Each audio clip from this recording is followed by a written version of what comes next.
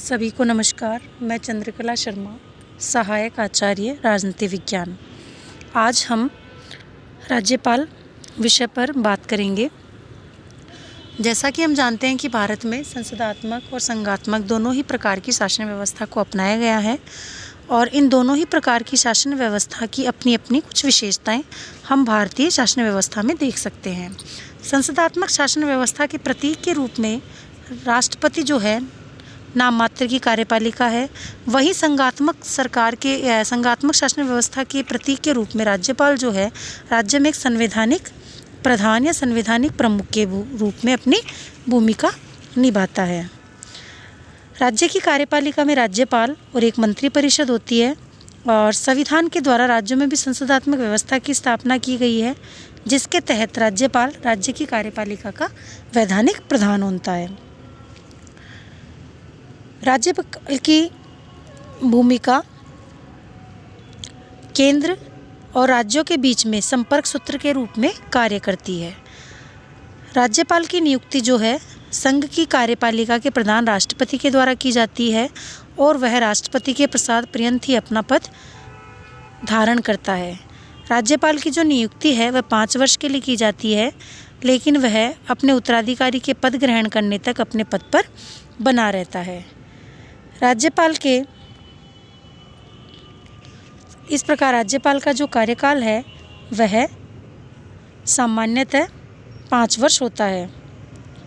राज्यपाल की नियुक्ति के संबंध में कुछ परंपराएं भी हैं, जो है एक व्यक्ति को किसी एक से अधिक राज्य का राज्यपाल भी नियुक्त किया जा सकता है और राज्यपाल के लिए आवश्यक नहीं है कि वह उस राज्य का ही निवासी हो।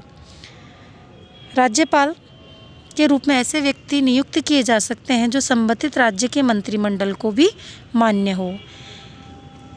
प्रशासनिक सुधार आयोग ने भी अपनी एक रिपोर्ट में लिखा था कि किसी भी व्यक्ति को एक ही बार राज्यपाल के पद पर नियुक्त किया जाना चाहिए, लेकिन सामान्यतः हम देखते हैं कि राज्यपाल जो है अलग अलग राज्यों में अलग अलग समय पर अपनी पद पर नियुक्त होते हैं। इस प्रकार राज्यपाल की नियुक्ति भारतीय संघ की कार्यपालिका के संवैधानिक प्रमुख राष्ट्रपति के द्वारा की जाती है। इसके अतिरिक्त हम देखें तो राज्यपाल जो है अपने पद से संबंधित विभिन्न प्रकार के कार्य भी करता है और उन उत्तरदायित्वों को भी ग्रहण करता है जो संघ सरकार उसे समय समय पर देती है। राज्यपाल को उसके पद से भी हटाया जा सकता है। संविधान के अनुच्छेद 156 के तहत राज्यपाल राष्ट्रपति के प्रसाद पर्यंत ही अपना पद धारण करेंगे और राज्यपाल राष्ट्रपति को संबोधित अपने हस्ताक्षर सहित लेख द्वारा अपना पद भी त्याग कर सकते हैं। राज्यपाल अपने पद ग्रहण की तारीख से 5 वर्ष की अवधि तक पद धारण करेगा तथा वह अपने पद पर संविधान के प्रति उत्तरदायी रहकर निरंतर कार्य करता रहेगा। संविधान के अनुच्छेद 157 के अनुसार कोई व्यक्ति राज्यपाल नियुक्त होने का पात्र नहीं होगा जब तक वह भारत का नागरिक ना हो और वह 35 वर्ष की आयु पूरी नहीं कर चुका हो। अनुच्छेद 158 में राज्यपाल के पद के लिए कुछ शर्तों को निर्धारित किया गया है, जैसे नंबर 1, राज्यपाल संसद अथवा किसी राज्य के विधानमंडल के किसी सदन का सदस्य नहीं हो सकता। यदि कोई ऐसा व्यक्ति जो संसद अथवा राज्य के विधानमंडल का सदस्य हो तो उसे राज्यपाल नियुक्त हो जाने पर यह समझा जाएगा जिस दिन उसने राज्यपाल का पद ग्रहण किया है उस दिन से संसद अथवा राज्य के विधानमंडल में उसका पद रिक्त समझा जाएगा। राज्यपाल कोई अन्य लाभ का पद धारण नहीं करेगा। राज्यपाल को जो है निःशुल्क निवास स्थान मिलेगा, उसे वे सब वेतन भत्ते, उपलब्धियां और विशेषाधिकार प्राप्त होंगे जिन्हें संसद विधि द्वारा निर्धारित करे। वर्तमान समय में राज्यपाल को 3.60 लाख मासिक वेतन दिया जाता है। उसके वेतन और भत्तों में उसके कार्यकाल में कोई परिवर्तन नहीं किया जाता और उसके वेतन और भत्ते भारत की संचित निधि पर भारित होने के कारण मत निरपेक्ष है, अर्थात उन पर किसी प्रकार की वोटिंग नहीं की जा सकती। अपना पद ग्रहण करने से पूर्व राज्यपाल को उस राज्य के उच्च न्यायालय के मुख्य न्यायाधीश के सामने शपथ लेनी होती है, जिसमें वह अपनी पूरी योग्यता से संविधान तथा विधि का परीक्षण, संरक्षण तथा प्रतिरक्षण करने की शपथ लेता है और राज्य की जनता की सेवा और कल्याण के कार्य की शपथ भी साथ में ग्रहण करता है। संविधान के अनुसार एक ही व्यक्ति को 2 या 2 से अधिक राज्यों का राज्यपाल भी नियुक्त किया जा सकता है। 1972 में उत्तर पूर्वी क्षेत्र पुनर्गठन अधिनियम के अनुसार उत्तर पूर्वी क्षेत्र के 5 राज्यों यथा असम, नागालैंड, मणिपुर, त्रिपुरा और मेघालय के लिए एक ही राज्यपाल नियुक्त किया जाता है। राज्यपाल की नियुक्ति के संबंध में केंद्र और राज्य के संबंध में बने सरकारी आयोग ने भी अपने स्पष्ट वक्तव्य जारी करते हुए कहा था कि राज्यपाल के रूप में चुने जाने वाले व्यक्ति को कुछ मापदंडों पर खरा उतरना होगा।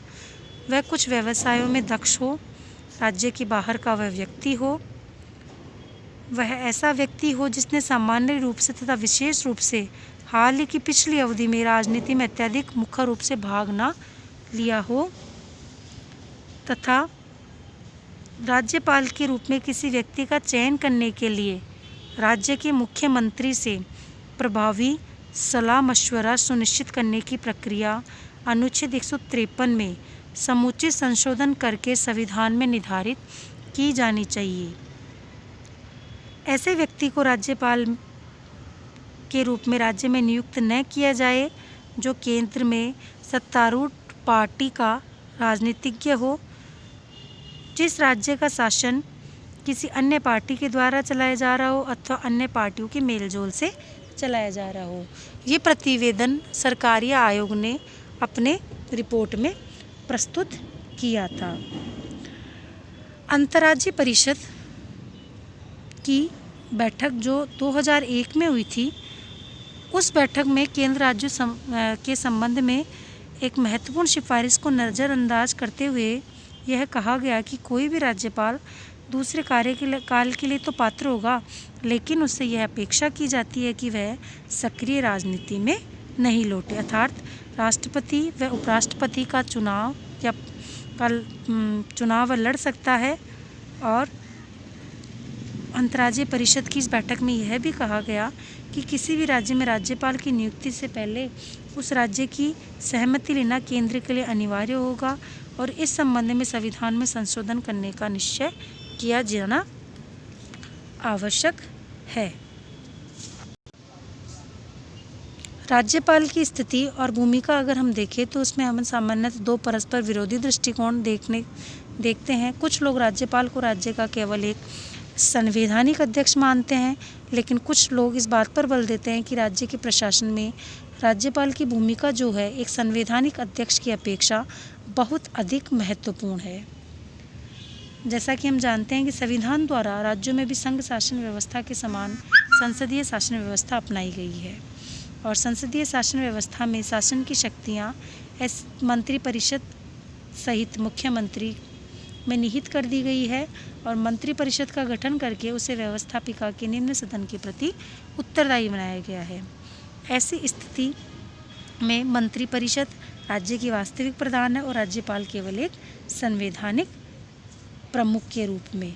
लेकिन संविधान और जैसा हम जानते हैं कि संविधान के अनुच्छेद 163 में यह भी कहा गया है कि जिन बातों में संविधान द्वारा या संविधान के अधीन राज्यपाल से अपेक्षा की जाती है कि अपने कार्यों को स्वविवेक से करे, उन बातों को छोड़कर राज्यपाल को अपने कार्य का निर्वहन करने में सहायता और मंत्रणा देने के लिए एक मंत्रिपरिषद होगी।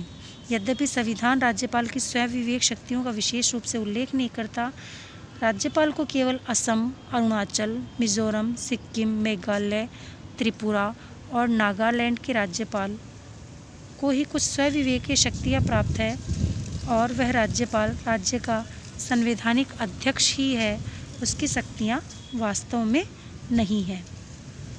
इस प्रकार राज्यपाल का जो ये पद है वह एक संवैधानिक प्रधान के रूप में है, लेकिन कुछ विद्वानों का मत है कि राज्यपाल संवैधानिक अध्यक्ष होने के साथ साथ उसकी राज्य के प्रशासन में एक महत्वपूर्ण भूमिका है।